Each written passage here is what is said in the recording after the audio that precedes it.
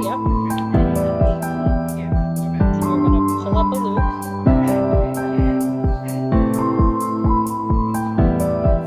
So you have 2 loops on your hook. You should have 2 loops on your hook.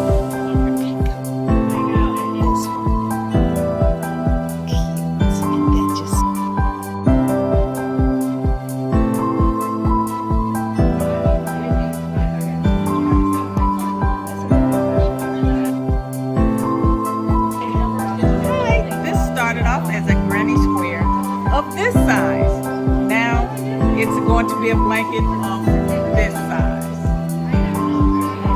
Now I'm just adding on all the excess yarn that I have left over just to finish this one little project. Alright, hi, I'm new to the club. I've come in to get help with putting my granny squares together, experiment in how to put my corners together.